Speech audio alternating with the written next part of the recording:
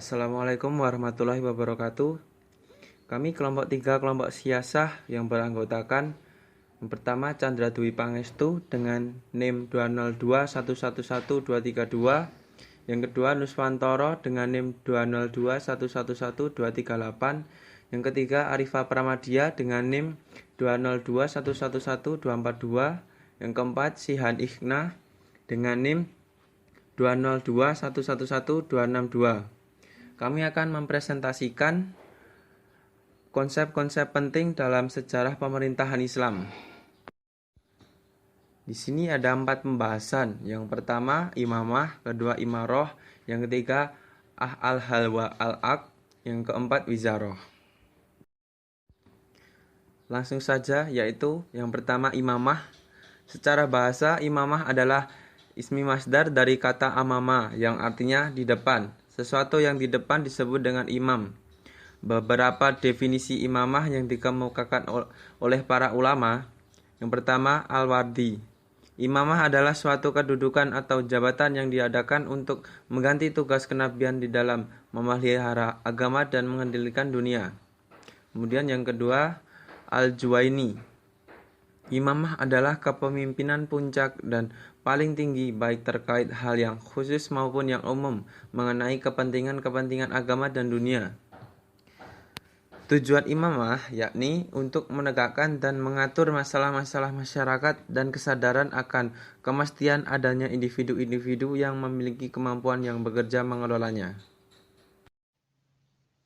Al-Mawardi berpendapat bahwa pemilihan kepala negara harus memiliki 2 unsur, yaitu ahl al-ikhtiyar atau orang yang berhak untuk memilih, dan ahl al-imamah atau orang yang berhak untuk dipilih menjadi kepala negara.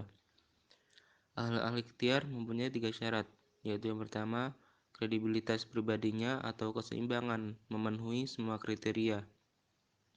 Yang kedua, mempunyai ilmu sehingga tahu siapa yang berhak dan pantas untuk memangku jabatan kepala negara dengan syarat-syaratnya.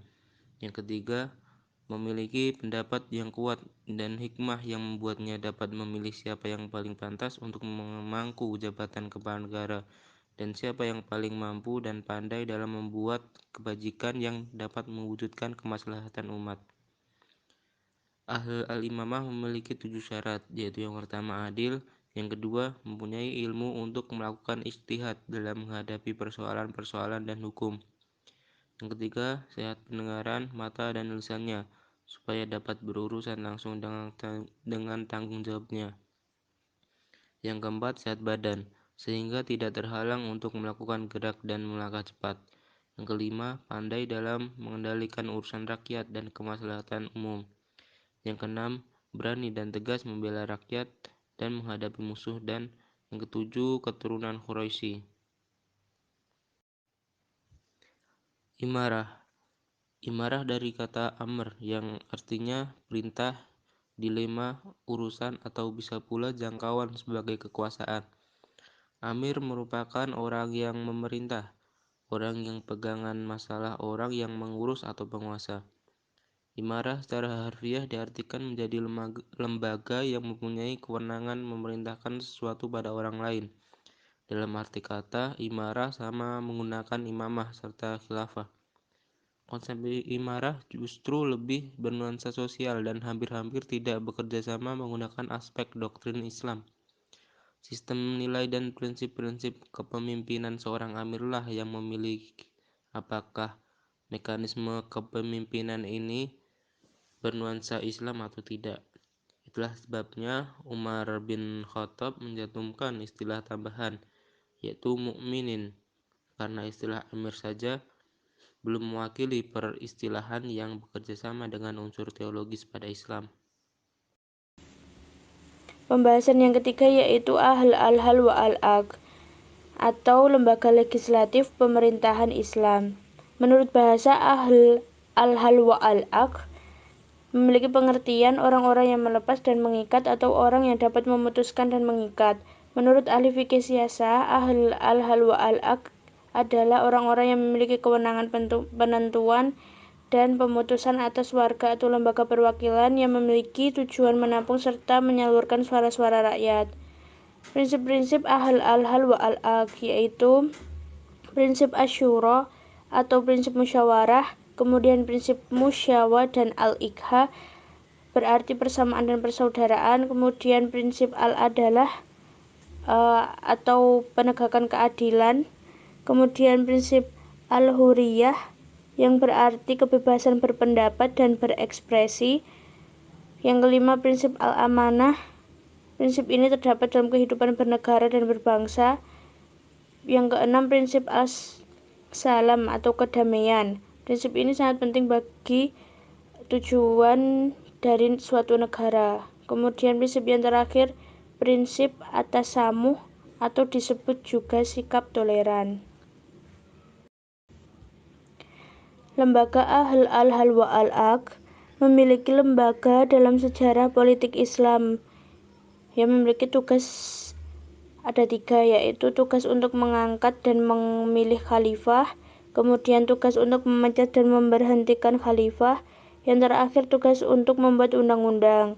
Sedangkan kewenangan lembaga Ahl al-Hal wa al-Aqd yaitu yang pertama, memberikan masukan atau pertimbangan kepada khalifah. Yang kedua, mempunyai hak dan menerima tuntutan rakyat. Yang ketiga, mempunyai hak untuk membatasi jumlah orang yang akan menjadi calon khalifah. Yang terakhir, khalifah atau presiden hendaknya mengajukan konsep rancangan hukum atau undang-undang kepada lembaga Ahl al-Hal wa al-Aqd agar dapat pengesahan. Pembahasan selanjutnya yaitu wizarah. Mengutip pendapat Al-Mawardi menjelaskan secara rinci asal-usul kata wizarah atau wazir. Pertama, wazir berasal dari kata al-wizara yang berarti al-skul, yaitu beban. Karena wazir memikul tugas yang dibebankan oleh kepala negara kepadanya. Kedua, dari kata al-wazir berarti tempat kembali, karena kepala negara membutuhkan pemikiran dan pendapat atau bantuan dari wazir sebagai tempat kembali untuk menentukan dan memutuskan kebijaksanaan negara. Ketiga, dari kata al-azhar yang berarti al-zuhur, yaitu punggung. Ini sesuai dengan tugas dan fungsinya sebagai tulang punggung untuk melaksanakan kekuasaan kepala negara atau khalifah. Konsep wizarah dalam sistem pemerintahan Islam terbagi menjadi 2, yaitu wazir al-tafwid, yaitu pembantu khalifah bidang pemerintahan. Adapun hak-hak atau wewenang wazir al-tafwid yaitu yang pertama, diperbolehkan memberikan keputusan hukum sendiri dan melantik hakim. Yang kedua, diperbolehkan menjadi pemimpin perang atau melantik seseorang untuk menjadi panglima perang. Yang ketiga, diperbolehkan menangani segala urusan yang direncanakannya, baik terjun secara langsung maupun menugaskan orang lain untuk menanganinya. Konsep yang kedua, wazir tanfizi, yaitu pembantu khalifah bidang administrasi. Tugas seorang wazir al-tanfizi adalah melaksanakan perintah imam, merealisasikan titahnya, menindaklanjuti keputusannya, menginformasikan pelantikan pejabat, mempersiapkan pasukan, serta melaporkan informasi-informasi penting dan aktual kepada imam agar ia dapat menanganinya sesuai perintah imam. Dengan demikian, maka wazir al-tanfizi hanya berperan melaksanakan tugas yang diperintahkan oleh imam atau khalifah dan menjalankan apa yang telah diputuskan oleh imam atau khalifah, sebab kedudukan wazir al-tanfiz adalah tidak lebih dari seorang mediator atau duta. Itulah penjelasan dari kelompok kami. Bila ada salah mohon maaf. Wassalamualaikum warahmatullahi wabarakatuh.